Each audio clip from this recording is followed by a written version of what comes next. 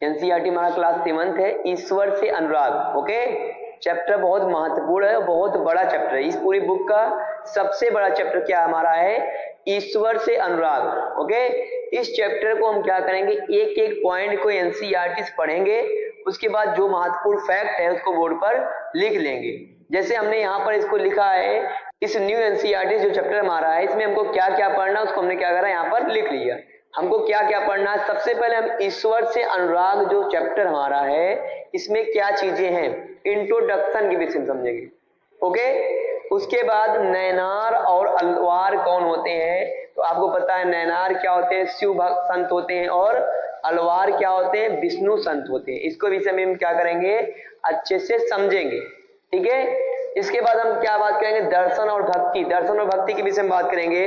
अभी हमने क्या बताया दर्शन और भक्ति के विषय में, दर्शन और भक्ति के विषय में दो लोग को पढ़ेंगे। एक कौन है, रामानुज है, और दूसरा कौन है, दूसरा है बासवन्ना। ठीक है, ठीक है ना।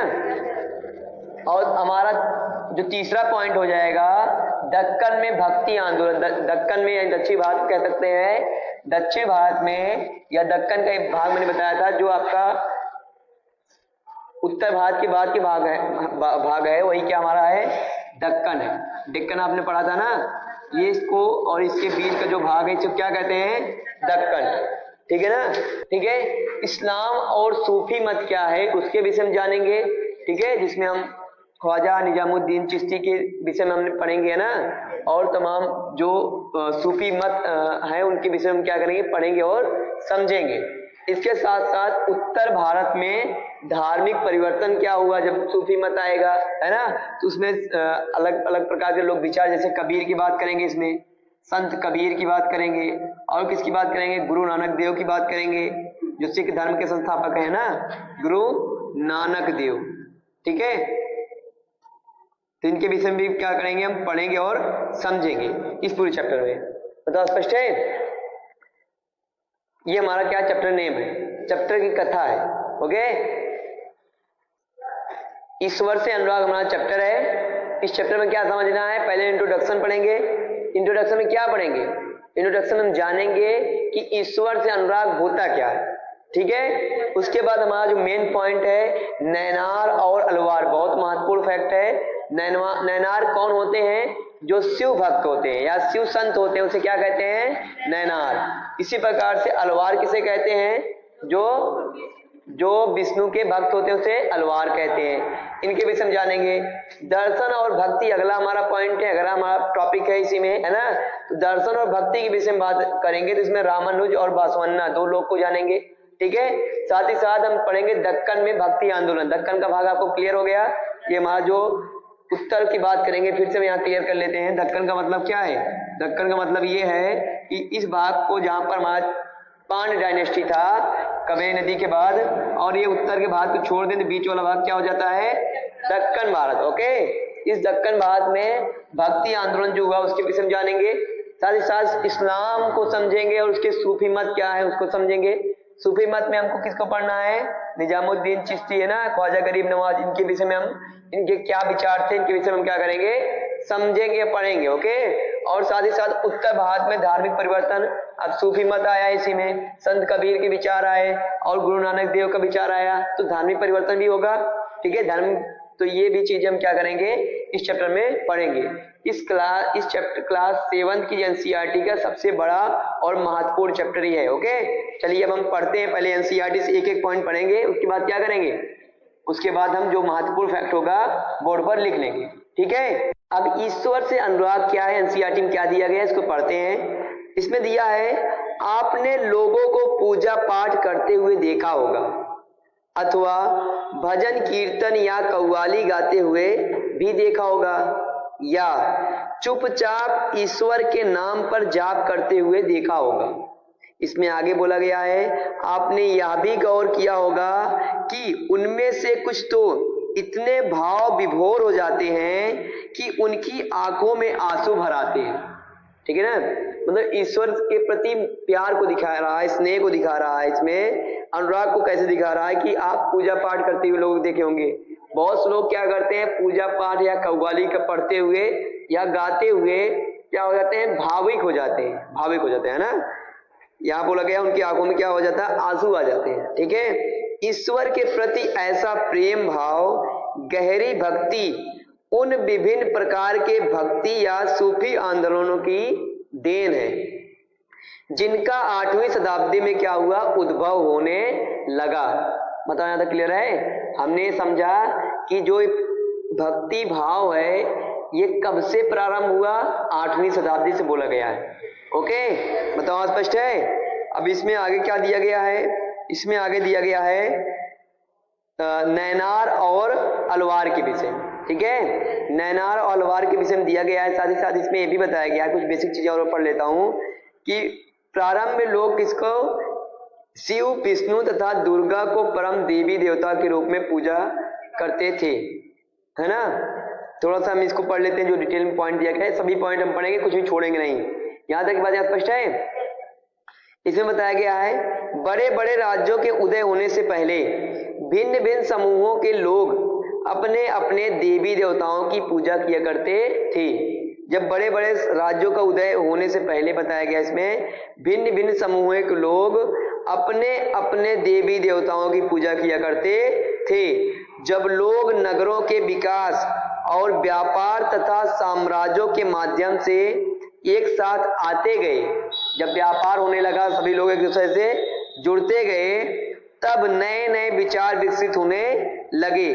यह बात व्यापक रूप से स्वीकार की जाने लगी कि सभी जीवधारी अच्छे तथा बुरे कर्म करते हुए जीवन मरण और पुनर्जीवन के अनंत चक्रों से गुजरते हैं। बातें क्लियर है। तो सभी लोग अपने अपने देवी देवता की पूजा कर रहे थे, उसमें बताया क्या गया है। फिर धीरे धीरे जब लोग एकत्रित होने लगे, एक मार्केट में, बाजार में व्यापार होने लगा, तो अपने अपने देवी देवता के लोग प्रशंसा करते होंगे, है ना। फिर धीरे धीरे क्या हुआ, चीजें लोग ये समझने लगे कि सभी धर्म में एक चीज बताया जा रहा है कि लोग अच्छे बुरे कर्म करते हैं, है ना। लोगों का जीवन और मरण होता है और क्या होता है, और पुनर्जीवन भी, और ऐसे जैसे चक्र चलते रहते हैं। लोगों के विचार में ये चीजें बैठने लगी या चलने लगी। बताओ स्पष्ट है। आगे बताया गया है इसी प्रकार यह विचार भी गहरे तौर पर बैठ गया था कि सभी व्यक्ति जन्म के समान भी एक बराबर नहीं होते। ये भी विचार में लोगों को बैठने लगा कि सभी व्यक्ति क्या है, जन्म के समय भी एक बराबर नहीं होते। यह मान्यता कि सामाजिक विशेषाधिकार किसी उच्च परिवार अथवा ऊंची जाति में पैदा होने के कारण ही मिलते हैं, ये दिमाग में लोगों में बैठने लगा कि लोग, सभी लोग जन्म से समान नहीं होता। कैसे? क्योंकि उस समय जो लोग जन्म से राजा के घर में जन्म लेंगे, राजा हो जाएंगे। आज किसी भी घर में आप जन्म लीजिए, अगर आप मेहनत करना जानते हैं तो आप राजा बन सकते हैं, आप कुछ भी कर सकते हैं, है ना। लेकिन इसमें बताया गया है उस समय लोगों में दिमाग में बैठ गया, जो सत्य भी था, है ना, कि जो राजा घर में जन्म लेगा उसका पुत्र तो राजा राजकुमार बनेगा। बोलो।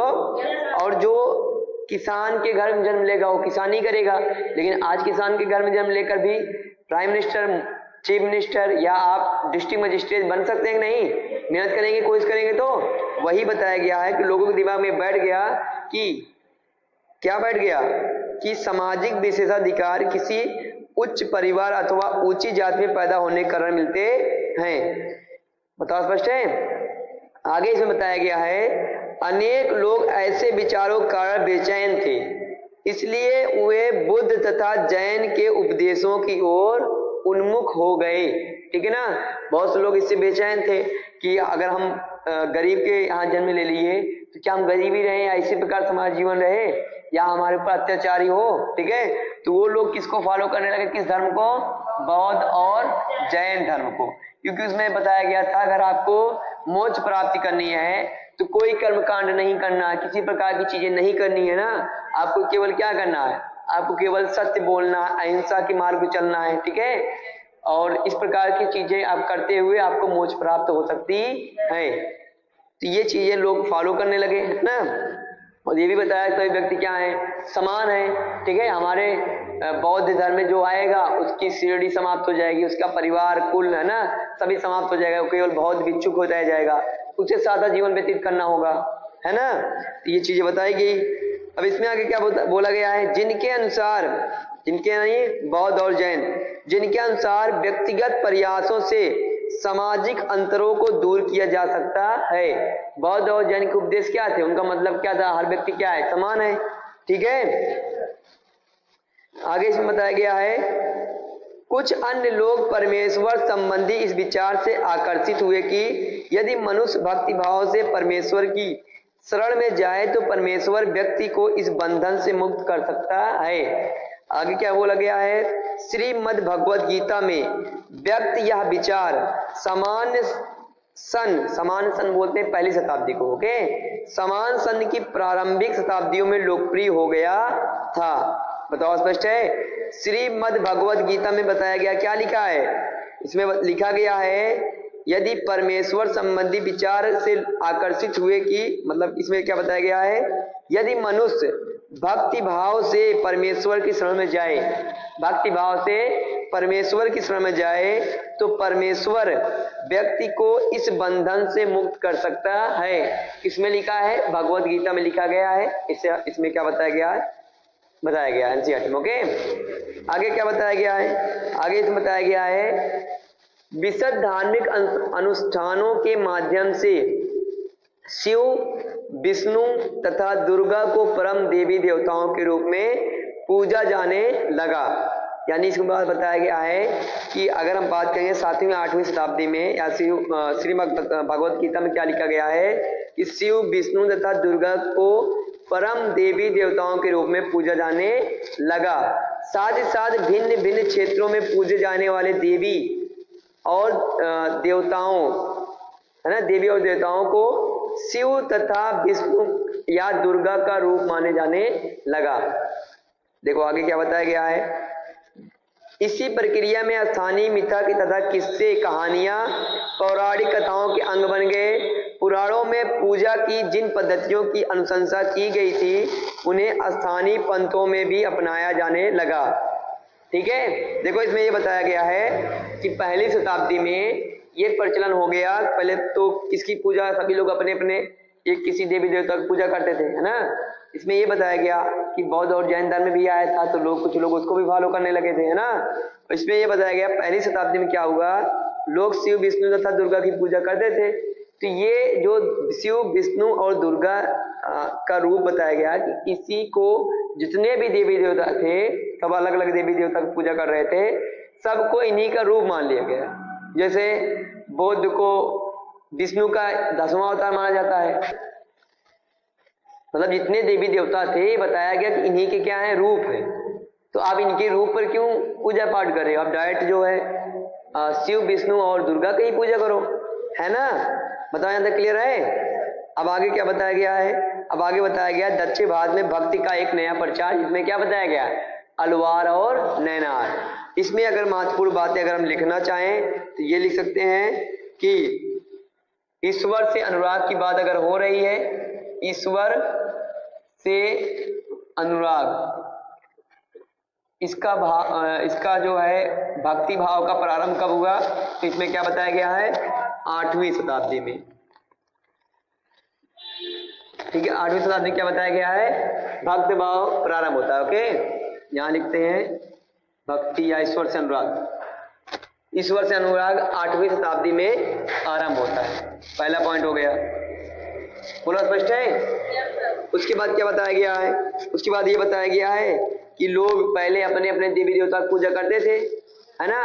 बाद में क्या हुआ, बाद में लोग जो है जब एक दूसरे से मिलने जुलने लगे तो ये माना जाने लगा कि सभी के दिमाग में एक चीजें क्या होने लगी, सेव होने लगी कि सभी जीवधारी अच्छे और बुरे कर्म करते हैं। सभी जीवधारी क्या करते हैं, अच्छे और बुरे कर्म करते हैं।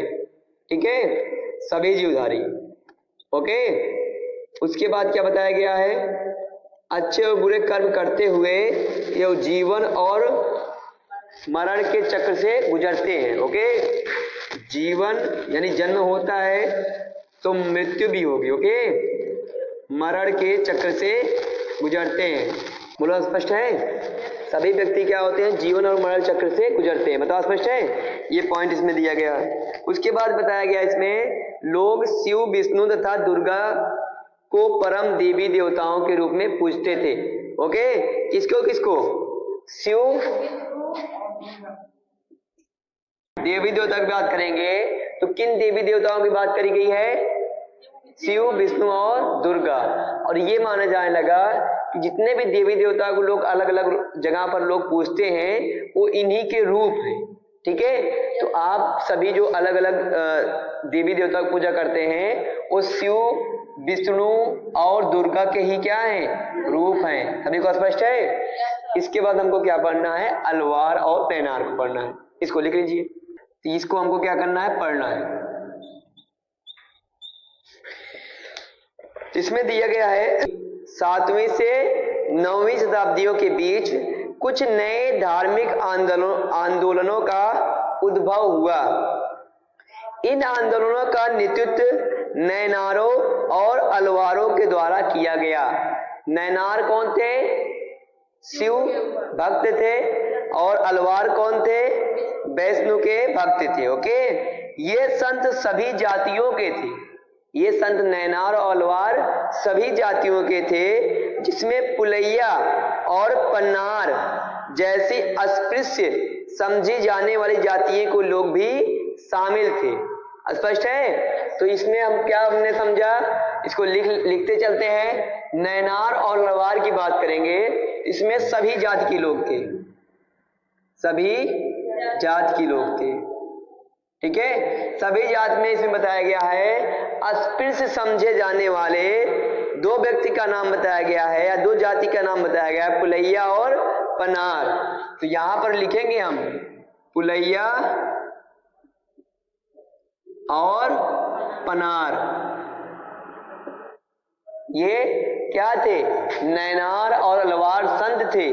ठीक है, पुलैया और पनार कौन थे?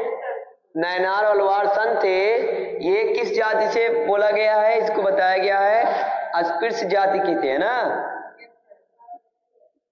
बोलो, स्पष्ट है? अस्पृश्य जाति के। आप बोलेगा निम्न में से कौन इनमें से अस्पृश्य जाति के नैनार और अलवार संत थे? तो हम क्या लिखेंगे? पुलैया और पनार। बताओ, स्पष्ट है? और नैनार का मतलब क्या है? इसको भी समझ लेंगे। नैनार का मतलब क्या है? शिव भक्त, है ना? शिव भक्त को बोला गया क्या? नैनार। ठीक है, और इसी प्रकार अलवार किसे कहा गया? विष्णु भक्त या वैष्णव भक्त। ओके, विष्णु भक्त को क्या बोला गया? अलवार। देखो दिखाई दे रहा है? चलिए अब आगे पढ़ लेते हैं क्या बोला गया है। अस्पृश्य समझे जाने वाली पुलैया, पनार जैसी जातियां भी इसमें शामिल थी। वे बौद्धों और जैनों के कटु आलोचक थे और शिव तथा विष्णु के प्रति सच्चे प्रेम को मुक्ति मार्ग बताते थे। अगर स्टेटमेंट लिख रहा है पुलैया और पनार जो अस्पृश्य जाति के थे, नैनार और अलवार के सच्चे भक्त थे, क्या स्टेटमेंट सही होगा? सही होगा। अब फिर से वही स्टेटमेंट लिख कर आएगा, पुलैया और पनार जो अस्पृश्य जाति के थे, बौद्ध और जैन धर्म के कटु आलोचक थे। क्या ये स्टेटमेंट सही होगा? सही होगा। जब पढ़ रहेंगे सही होगा, नहीं उसमें सोचेंगे एक तो गलत हो सकता है ना। तो इसमें से हम जब चीजों को पढ़ेंगे तो हमको एनसीईआरटी के तहत तो चीजें हमको क्या रहेगी? याद रहेगी। तो अब इनके विषय हमने एक पॉइंट और जान लिया कि जो आपके कौन है, पुलैया और पनार है, ये जैन और बौद्ध के क्या है? कटु आलोचक है। ओके, इनकी आलोचना कैसे करी होगी कि केवल जो है हम कोई कार्य नहीं कर रहे हैं, मतलब कि हिंसा नहीं कर रहे हैं, क्या इससे मोक्ष मिल जाएगा? तो इस जैन धर्म जैसे क्या था, दिगंबर थे, है ना, कपड़े नहीं पहनते थे, तो उनका ये आलोचना किया होगा किसने? पुलैया और पनार ने, है ना। बताओ स्पष्ट है? तो यहाँ पर हम याद रखेंगे पुलैया और पनार कौन किसके भक्त थे? नैना और अलवार के। ओके, और ये अस्पृश्य जाति से संबंधित थे। और क्या बताया गया है? पुलैया और पनार जैन और बौद्ध के कटु आलोचक थे। बोलो स्पष्ट है? इसमें आगे बोला गया है उन्होंने संगम साहित्य किसकी रचना, यानी कब की रचना मानी जाती है? 23 वर्ष पूर्व, है ना। यानी हम कह सकते हैं 23 यानी 300 ईसा पूर्व से लेकर 300 ईस्वी तक इसकी रचना करी गई, है ना। और इसमें क्या बता, संगम साहित्य में क्या रचना, किस राजवंश में रचना हुई है? पांड्य राजवंश। ओके, इसमें बताया गया उन्होंने संगम साहित्य, उदाहरण संगम साहित्य में समाहित प्यार और शूरवीरता के आदर्शों को अपना कर भक्ति के मूल्यों में उनका समावेश किया था। नैनार अलवार घुमक्कड़ साधु संत थे। तो नैनार और अलवार कौन थे? बताओ, स्पष्ट है?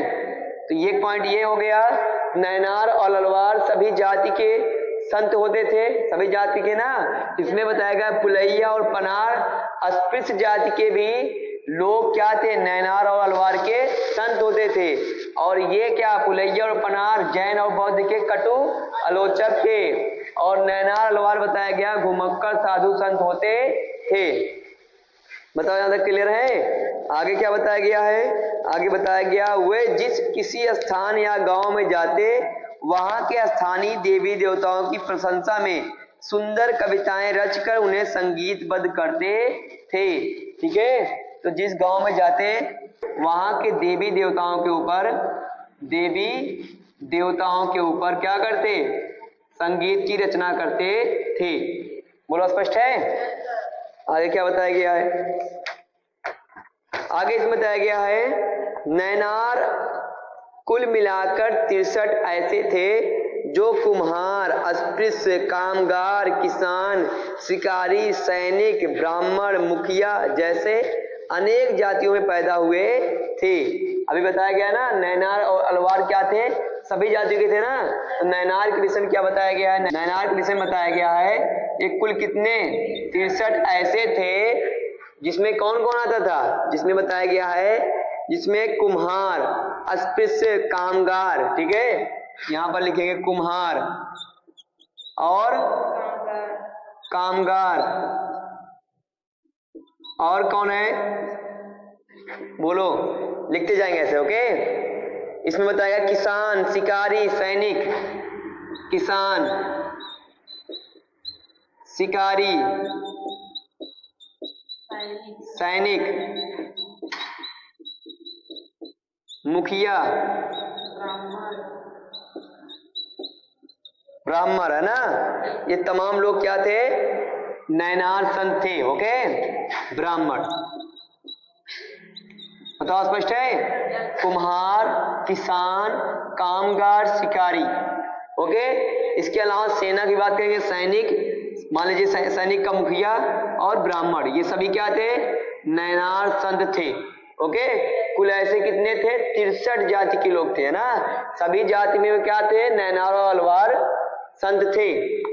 आगे क्या बोला गया है? इसमें बताया गया है इसमें सर्वाधिक प्रसिद्ध जो संत थे, नैनार जो संत थे उसमें सर्वाधिक प्रचलित कौन था? अप्पार, सबंदर और सुंदरार तिरुवाचकम। ठीक है, ये लोग सबसे ज्यादा प्रसिद्ध थे। ठीक है, लिख लेते हैं। ठीक है, ये लोग क्या थे? प्रसिद्ध संत थे। तो प्रसिद्ध संत को हम अलग से लिख लेते हैं। प्रसिद्ध संत कौन कौन है? तो प्रसिद्ध के संत के विषय में बताया गया है कौन कौन है। तो एक तो आपका बताया गया अप्पार, दूसरा बताया गया है सुंदरार, है ना, इतना टिक करना, सुंदरार। ठीक है, इसके बाद और कौन है? सबंदर, समंदर नहीं, सबंदर। ओके, और एक इसमें और कौन है? एक का और मणिक व सागार। ठीक है, ये एक और प्रसिद्ध संत है। ठीक है, ये क्या है? नैनार के प्रसिद्ध संत हैं। आपने समझा कि किन किन जातियों के लोग थे, ये जाति आपने समझा। ठीक है, जिसमें कुम्हार, किसान, कामगार, शिकारी, सैनिक, मुखिया, ब्राह्मण, चार आप समझेंगे इसको। मान लीजिए शूद्र है ना, क्योंकि ये ब्राह्मण क्षत्रिय तो नहीं है, ब्राह्मण क्षत्रिय होते तो राजा होते हैं ना, तो ये मान लेते हैं क्या है? वैश्य और शूद्र है। ओके, कामगार आपके शूद्री होंगे, शिकारी भी शूद्र होंगे, किसान भी शूद्र में गिनते थे, और कुम्हार भी, है ना। लेकिन यहाँ पर देखें छत्री भी है, सैनिक, मुखिया और ब्राह्मण भी है, यानी सभी जाति के लोग इसमें क्या रहते थे। ठीक है ना। अब उसके बाद देखो प्रसिद्ध संत के विषय में बात करेंगे। नैनार प्रसिद्ध संत कौन से हैं? तो सबंदर हैं, अपार है, सुंदरार है, मणिक व सागार है। ठीक है ना। अब इसके बाद बोला गया है त्योरम और तिरुवाचकम। जो तिरुवाचकम में पढ़ा था वो क्या है दोस्त? क्या है? संकलन है, गीत। तो नैनार के गीत यहां लिख लेंगे, नैनार के गीत। कौन कौन गीत है? तो नैनार के 2 गीत के विषय में बताया गया है, तेवरम और तिरुवाचकम। बोलो स्पष्ट है? ये नैनार क्या है? गीत है। इतना नैनार में हमको क्या है? महत्वपूर्ण है और क्या करना है? याद रखना है। ठीक है ना। इसको लिख लीजिए। उसके बाद इसी प्रकार से हम अलवार समझेंगे। बताओ नैनार में कितने कुल जाति के लोग रहते थे? 63। इसमें कौन? कुम्हार, किसान, कामगार, शिकारी, इनको हम क्या मान लेंगे? शूद्र। ओके। सैनिक, मुखिया, छत्री और ब्राह्मण मान लेंगे ब्राह्मण को ही, है ना। इसके अलावा इनके प्रमुख संतों का नाम दिया गया है। कौन कौन? अपार, सुंदराम, है ना, सबंदर, मणिक व सागार। मणिक व सागर नहीं लिखा, मणिक व सागार, सागार। ओके। नैनार के गीत के विषय में बताया गया। नैनार के जो गीत संकलित किए गए, रचना लिखे गए, उस गीत का नाम क्या है? त्योरम और तिरुवाचकम। ठीक है, इतना लिख लीजिए। उसके बाद हम अलवार के विषय में समझते हैं। नैनार के बाद इसी प्रकार से दिया गया अलवार संत के विषय में। अलवार संत की संख्या 12 थी, है ना। अलवार संत की संख्या में 12 थे।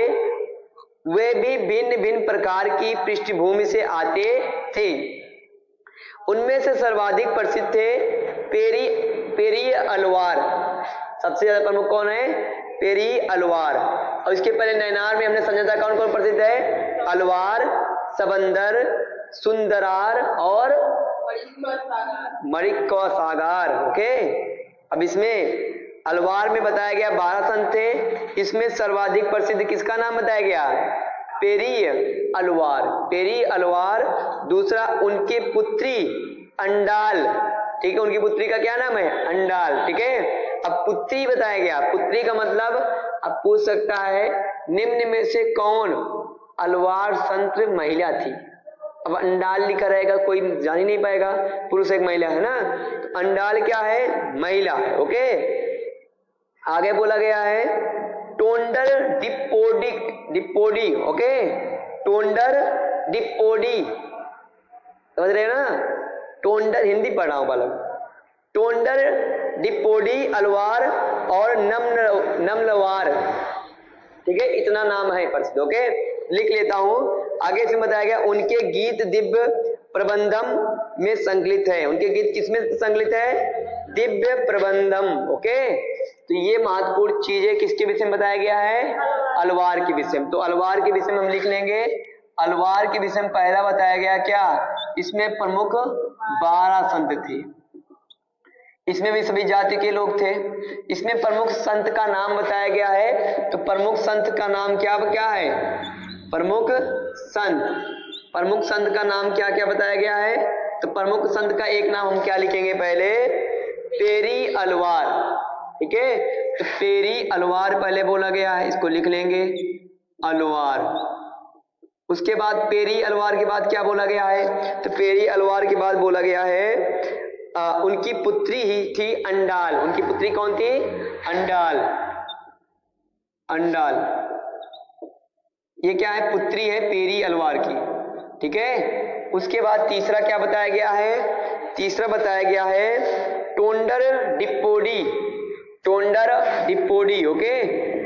टोंडर डिप्पोडी, एक एक वर्ड अच्छे से पढ़कर लिख रहा हूं, डिप्पोडी, जिससे कुछ भी आपका मिस्टेक ना रहे। ओके। टोंडर डिप्पोडी ये क्या है? ये अलवार संत हैं। ओके। उसके बाद अगला पॉइंट क्या याद रखेंगे? अगला पॉइंट, लास्ट पॉइंट क्या है? नमलवार। ओके, यहां लिखेंगे नमलवार। ये क्या है? प्रसिद्ध संत है। ठीक है, इसको भी क्या करेंगे आप? लिख लेंगे। ठीक है ना। टोंडर डिपोडी नम्मलवार। ओके, ये प्रमुख क्या है, संत हो गए। अब इसके बाद इनके गीत के विषय में बात करेंगे। इनके गीत के विषय में क्या बताया गया है, इनके गीत कहां पर संकलित है, तो दिव्य प्रबंधम, दिव्य प्रबंधम। ओके, दिव्य प्रबंधम क्या है, अलवार के क्या है, गीत है, गीत इसमें संकलित किया गया। बताओ यहां तक स्पष्ट है, इतना पॉइंट आप लोग लिख लीजिए। ओके, उसके बाद हम क्या करते हैं, आगे पढ़ते हैं। ठीक है, क्या पढ़ा, नैनार और अलवार के विषय में पढ़ा। नैनार में हमने समझा 63 संत होते हैं, 63। ओके, और इसमें प्रमुख संत के विषय में हमने पढ़ा। इसमें प्रमुख संत कौन थे, अपार, सबंदर और सुंदरार, मणिक व सागार, है ना, मणिक व सागार, ये प्रमुख क्या थे, नैनार संत थे। ओके, इसके अलावा इसके विषय हमने पढ़ा, जो गीत संकलन किया गया उसका क्या नाम था, तेवरम और तिरुवाचकम। तेवरम और तिरुवाचकम, ये दोनों क्या है, ये दोनों गीत के मतलब जो संकलित किया गया उसी का नाम है। ओके, उसके बाद हम पढ़ रहे हैं किसके विषय में, अलवार के विषय में। अलवार के विषय में पढ़ा हमने 12 संत थे। इसमें भी सभी जाति के लोग सम्मिलित थे। इसमें जो प्रमुख संत थे, पेरी अलवार थे, अंडाल थे जो पेरी अलवार की पुत्री थी, है ना, टोंडर डिपोडी है ना, इसके अलावा कौन है, नम्मलवार। ओके, ये लोग क्या है, ये सभी लोग प्रमुख संत हैं, अलवार संत। इसके बाद हम बात करेंगे गीत के विषय में। अलवार गीत का नाम क्या है, दिव्य प्रबंधम, दिव्य प्रबंधम। ठीक है ना, अब ये हमारा यहाँ तक चीजें हो गई हैं। अब इसके आगे हम पढ़ते हैं। ठीक है, इसके आगे दिया गया है दर्शन और भक्ति के विषय में। दर्शन और भक्ति के विषय में हमने पढ़ा था, मुख्य रूप से 2 व्यक्ति के विषय में पढ़ेंगे, एक रामानुज के विषय में, दूसरा बसवन्ना के विषय में। ओके, तो पढ़ना प्रारंभ करते हैं। दर्शन और भक्ति। तो दर्शन और भक्ति में क्या हम पढ़ेंगे, पहले एनसीईआरटी से एक एक पॉइंट पढ़ेंगे, फिर जो महत्वपूर्ण फैक्ट होगा उसको क्या करेंगे, बोर्ड पर लिख लेंगे। ठीक है, नोट्स के रूप में। इसमें क्या दिया गया है, भारत के सर्वाधिक प्रभावशाली दार्शनिकों में से एक शंकर का नाम जन्म 8वीं शताब्दी में केरल प्रदेश में हुआ था। किसका नाम, शंकर। आगे क्या बोला है, जिसके अनुसार जीवात्मा और परमात्मा दोनों ही एक है। किसने बताया, शंकर ने बताया। ठीक है ना, शंकराचार्य ने क्या बताया, इन्होंने बताया कि अद्वैतवाद का समर्थन किया और बताया कि जीवात्मा और परमात्मा दोनों एक है। जीवात्मा और जो परमात्मा है दोनों अलग अलग नहीं है, दोनों एक है, यानी ईश्वर और हमारी जो आत्मा है ये दोनों एक ही चीज है। ठीक है, किसने बताया, शंकर ने बताया।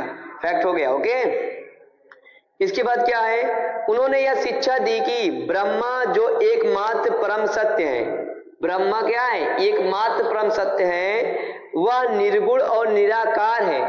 जैसे ईश्वर की पूजा करते हैं अलग अलग मूर्ति बनाकर, है ना, तो जो शंकराचार्य ने बताया कि जो ब्रह्मा है वो निर्गुण है, निराकार, उसका कोई आकार नहीं है। और क्या बताया, शंकर ने हमारे चारों ओर के संसार को मिथ्या माया माना है और संसार का परित्याग करने अर्थात संन्यास लेने और ब्रह्मा की सही प्रकृति को समझने और मोक्ष प्राप्त करने के लिए ज्ञान के मार्ग को अपनाने का उपदेश दिया। शंकर ने यह बताया कि जो आत्मा है, जो परमात्मा हम समझते हैं, दोनों एक है। पहला पॉइंट। ओके, उसके बाद शंकर ने क्या बताया, उसने बताया ईश्वर क्या है, निर्गुण है और निराकार है, यानी ईश्वर की कोई मूर्ति यानी उनको हम देख नहीं सकते। ओके, स्पष्ट है। तीसरा पॉइंट बताया, हम जीवन के सांसारिक लोभ में क्या है, परेशान है ना। जैसे किसने बताया था, गौतम बुद्ध ने बताया था। और बताया क्या, हमको संसार का परित्याग करके संन्यास लेने और ब्रह्मा के सही प्रकृति को समझने और मोक्ष प्राप्त करने के लिए ज्ञान मार्ग की तरफ आगे बढ़ना चाहिए।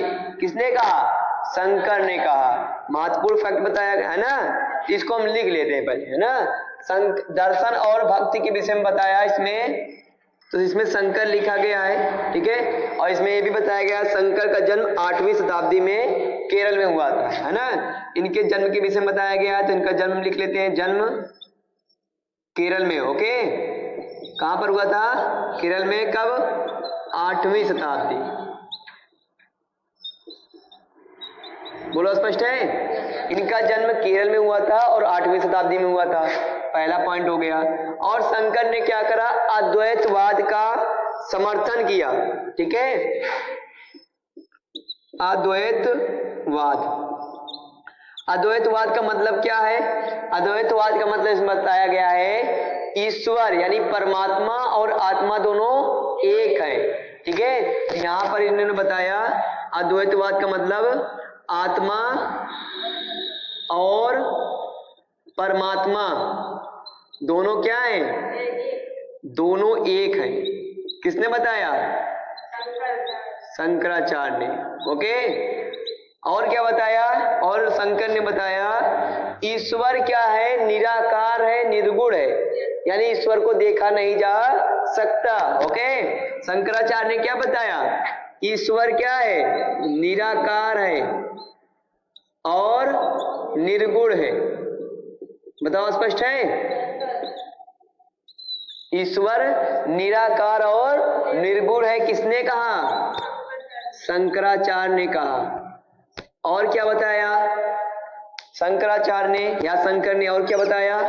और बताया हमें जो सांसारिक लोभ लालच में हम लोग क्या हैं? परेशान हैं। संसार क्या है? केवल मिथ्या है, केवल माया है, ठीक है। हमें संसार का परित्याग करना चाहिए, यानी संसार वास्तविकता नहीं है। कौन कह रहा है? शंकराचार्य। शंकराचार्य कह रहा है, जो ऋषि मुनि हैं क्या कह रहे हैं? एक कह रहे हैं कि जो संसार है वो क्या है? मिथ्या है। संसार क्या है? मिथ्या है, ठीक है। संसार क्या है? मिथ्या है। हमें इस मिथ्या में नहीं पड़ना चाहिए, हमें संसार का त्याग करना चाहिए और सही के लिए, ज्ञान की प्राप्ति के लिए हमें आगे बढ़ना चाहिए, सत्य के लिए। ओके, बताओ, स्पष्ट है? संसार को शंकराचार्य ने क्या बताया? मिथ्या है। और इस मिथ्या को त्याग कर क्या करना चाहिए? संन्यास धारण। ओके, संन्यास धारण का मतलब ज्ञान की प्राप्ति के लिए आगे बढ़ना चाहिए। स्पष्ट है? अब इसको यहां तक आपका हो गया, ठीक है। अब इसके बाद आगे पढ़ते हैं, एक बार रिवाइज कर लेते हैं, है ना। दर्शन और भक्ति में हमने शंकराचार्य को पढ़ा। शंकर का जन्म बताया गया केरल में 8वीं शताब्दी में हुआ था। ओके, इसके बाद बताया गया शंकर ने अद्वैतवाद के सिद्धांत का समर्थन किया। अद्वैतवाद का मतलब आत्मा और परमात्मा दोनों एक है, इसमें एनसीईआरटी में लिखा गया। अद्वैतवाद का मतलब क्या होता है? आत्मा और परमात्मा दोनों क्या है? एक है। ओके, बताओ, स्पष्ट है? उसके बाद शंकराचार्य ने क्या बताया? ईश्वर क्या है? निराकार है और निर्गुण है, यानी इसका कोई ईश्वर का आकार नहीं, कोई इसके देखा नहीं। ओके, और दूसरा पॉइंट, तीसरा पॉइंट बताया संसार एक मिथ्या है, एक माया है। हमें इस संसार के मिथ्या में, इस लालच लोभ में नहीं पड़ना चाहिए। हमको क्या करना चाहिए? हमें इस सांसारिक जीवन को त्याग करके संन्यास धारण करना चाहिए। और क्या करना चाहिए? और ब्रह्मा की सही प्रकृति को समझने, मोक्ष प्राप्त करने के लिए ज्ञान के मार्ग को अपनाना चाहिए। तो संन्यास धारण करके क्या करना चाहिए? ज्ञान के मार्ग को अपनाना चाहिए, ज्ञान के मार्ग को। ओके, बताओ, स्पष्ट है? ये हमने बात करा शंकर के विषय में। इसी में दूसरा नाम आता है रामानुज, ठीक है। दूसरा नाम क्या आता है? रामानुज। तो रामानुज के विषय में क्या बताया गया है? तो रामानुज के विषय में क्या बताया गया? पहले हम एनसीईआरटी को पढ़ेंगे, फिर हम क्या करेंगे? जो महत्वपूर्ण फैक्ट होगा उसको लिख लेंगे। बताया गया इसमें रामानुज 11वीं शताब्दी में तमिलनाडु में पैदा हुए थे।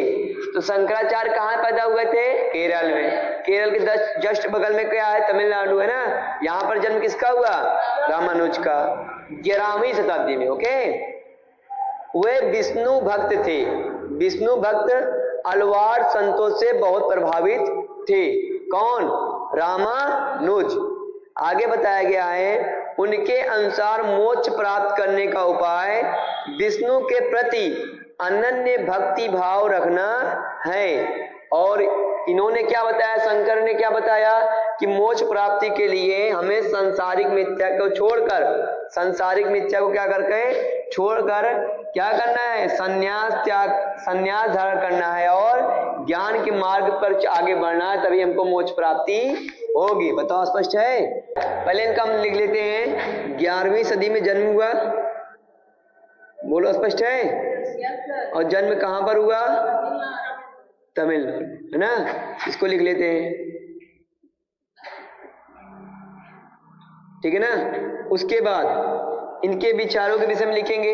इनके विचारों के विषय में क्या बताया गया है? इनके विचारों के विषय में बताया गया है ये मोक्ष की प्राप्ति करने के लिए बोले विष्णु के, अगर हम सही तरीके से भक्ति करते हैं तो हमें मोक्ष की प्राप्ति हो जाएगी। तो ये विष्णु के भक्त थे। ओके, विष्णु के भक्त कौन था? रामानुज। ओके, आगे क्या बताया गया है?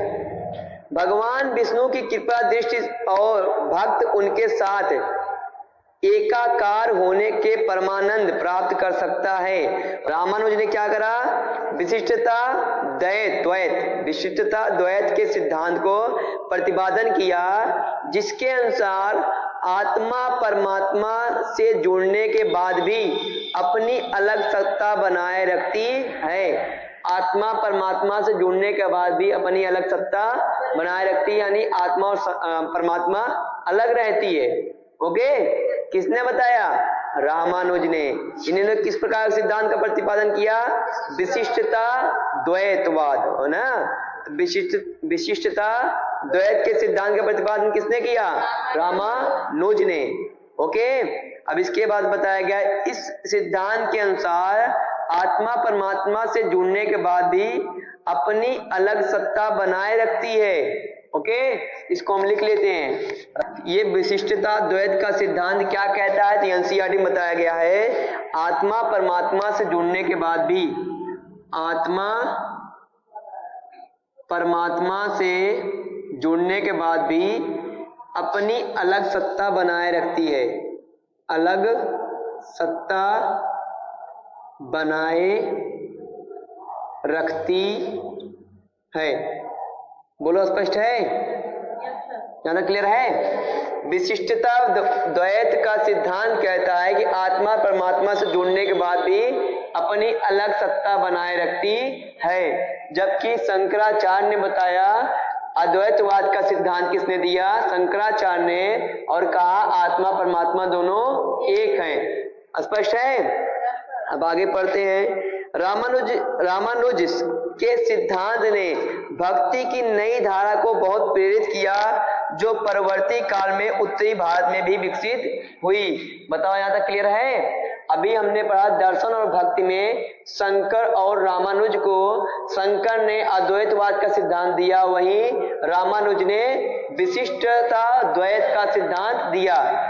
अद्वैत का सिद्धांत का तात्पर्य है आत्मा और परमात्मा दोनों एक हैं, और विशिष्टता द्वैत के सिद्धांत का तात्पर्य है आत्मा परमात्मा दोनों मिलने के बाद भी अपनी अलग सत्ता बनाए रखते हैं, यानी दोनों क्या है?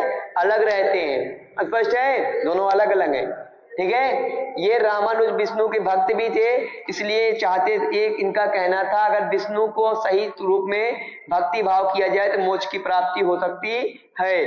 और शंकराचार्य जो है ये निराकार निर्गुण ईश्वर को मानते थे, है ना?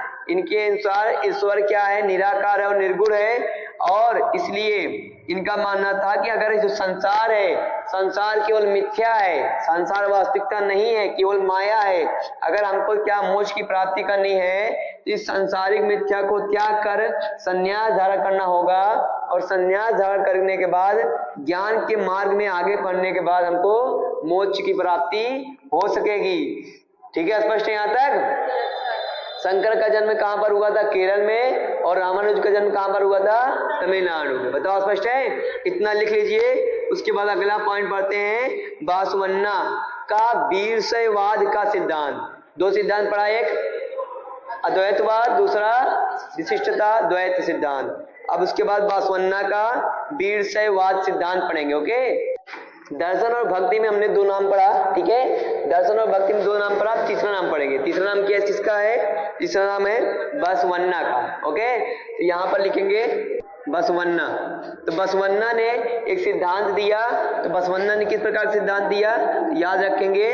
बसवन्ना ने वीरशैववाद, बात नहीं बालक, वीरशैववाद का सिद्धांत दिया। तो यहां पर लिख लेंगे वीरशैववाद, शैववाद का सिद्धांत दिया। अभी आगे पढ़ेंगे वीरशैववाद क्या है, वीरशैववाद का सिद्धांत, ठीक है, दिया। अभी एक बार थोड़ा सा अगर रिवाइज करना चाहें, इसके पहले हमने किसको पढ़ा? पहले हमने पढ़ा शंकर को, है ना। शंकर ने कौन सा सिद्धांत दिया? अद्वैतवाद, जिसके तहत क्या होता है, आत्मा और परमात्मा दोनों एक है। इसके बाद हम किसको पढ़े थे? इसके बाद हमने पढ़ा रामानुज को। रामानुज ने किस प्रकार सिद्धांत दिया? विशिष्टता द्वैत का सिद्धांत क्या था? ईश्वर, आत्मा और परमात्मा एक दूसरे से मिलने के बाद भी अपनी अलग सत्ता बनाए रखते हैं। अब इसके बाद हम पढ़ेंगे बासवन्ना का वीरशैववाद का सिद्धांत। पहले एनसीईआरटी का पॉइंट पढ़ेंगे। हमने पहले पढ़ा कि तमिल भक्ति आंदोलनों और मंदिर पूजा के बीच क्या संबंध थे। यानी तमिल, यानी अगर बात करें पांडवों के बीच, है ना, तो वहां पर क्या हुआ, भक्ति आंदोलन प्रारंभ होता है ना, और मंदिर का भी निर्माण कराया जाता है। इसके परिणाम स्वरूप जो प्रतिक्रिया हुई वह बासवन्ना और अल्लमा प्रभु और अक्कमहा देवी जैसे उनके साथियों द्वारा प्रारंभ किए गए वीरशैव आंदोलन में स्पष्ट दिखलाई देती है। यह आंदोलन 12वीं शताब्दी के मध्य में कर्नाटक में प्रारंभ हुआ था। कौन सा आंदोलन? वीरशैववाद आंदोलन, ठीक है। वीरशैववाद एक आंदोलन प्रारंभ हुआ था, कब? 12वीं शताब्दी के मध्य कर्नाटक में प्रारंभ हुआ था, ठीक है। आगे क्या बताया गया है? वीरशैववाद ने सभी व्यक्तियों की समानता के पक्ष में और जाति तथा नारी के प्रति व्यवहार के बारे में ब्राह्मणवादी विचारधारा के विरुद्ध अपने प्रबल तर्क प्रस्तुत किए थे, ठीक है। तो हमने समझा वीरशैववाद का सिद्धांत किसने दिया? बासवन्ना। तो वीरशैववाद का मतलब इसमें बताया गया है, वीरशैववाद का सिद्धांत का मतलब क्या है? इन्होंने क्या करा, ब्राह्मणवादी जो सिद्धांत था जिसमें महिलाओं को कम दर्जे का समझा जाता था ना, इसमें बताया गया है ना, और पुरुषों को ज्यादा शक्तिशाली, तो इसमें बोला गया है ब्राह्मणवादी विचारों का विरोध किया गया। पहला पॉइंट हो गए। वीरशैव ने सभी व्यक्तियों की समानता की बात की है ना, तो पहला पॉइंट इसमें क्या हो गया? सभी व्यक्तियों की समानता की बात की गई। इसमें सभी व्यक्ति की समानता की बात की गई, किसमें? वीरशैववाद में, ओके। और किसकी बात की गई? और बात की गई नारी के प्रति व्यवहार के बारे में, है ना, यानी नारी के प्रति अच्छा व्यवहार रखा जाए, है ना, या इनको कम ना समझा जाए, बराबर का सम्मान दिया जाए, इस प्रकार की बात की गई। यानी सभी व्यक्तियों की समानता की बात की गई, उसी में आ जाता है, ओके। तो बासवन्ना का सिद्धांत यानी वीरशैववाद का सिद्धांत दिया, है ना। तो इसका सिद्धांत क्या था? ब्राह्मणवादी विचारों का विरोध किया। इसमें क्या बताया गया कि सभी व्यक्तियों को समानता का अधिकार देने की बात की गई इस आंदोलन द्वारा, ओके। यह आंदोलन कहां पर प्रारंभ हुआ? यह आंदोलन बताया गया कहां पर प्रारंभ हुआ? कर्नाटक में, ओके। यहां पर लिखेंगे वीरशैववाद आंदोलन कहां प्रारंभ हुआ? बताओ। कर्नाटक में, ठीक है ना। आगे बोला गया है इसके अलावा वे सभी प्रकार के कर्मकांडों और मूर्ति पूजा का भी विरोध किया गया, ठीक है। कर्मकांडों और किसका? और मूर्ति पूजा का विरोध। बोलो, स्पष्ट है? किसके द्वारा? बासवन्ना के द्वारा। किसके द्वारा? बासवन्ना के द्वारा। बताओ, यहां तक स्पष्ट है? यहां तक बासवन्ना का क्या है, वीरशैववाद सिद्धांत है। बताओ क्लियर है। इसमें यह भी बताया गया था वह बासवन्ना और अल्लमा प्रभु और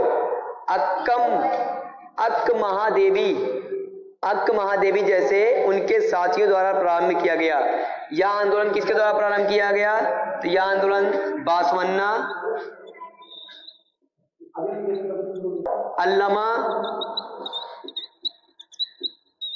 अल्लमा प्रभु लिखा है।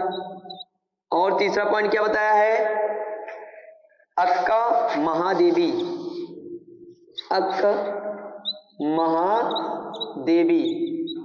तीन लोगों द्वारा ये वीरशैववाद आंदोलन प्रारंभ किया गया।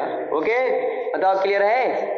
वीरशैववाद आंदोलन में ये बताया गया कि यानी ब्राह्मणवादी विचारों का विरोध किया गया, सभी व्यक्ति को समानता की बात की गई, सभी व्यक्तियों की समानता की बात की गई, कर्मकांडों और मूर्ति पूजा का विरोध किया गया, नारी को क्या बताया गया, नारी के जो दयनीय स्थिति में या नारी की स्थिति में परिवर्तन की बात की गई, किसमें, वीरशैववाद के सिद्धांत में। बताओ यहां तक स्पष्ट है, इसको लिख लीजिए। बताओ क्लियर है। अब इसकी आगे चीजें हम नेक्स्ट वीडियो में यानी कल सीखेंगे। ओके, ठीक है।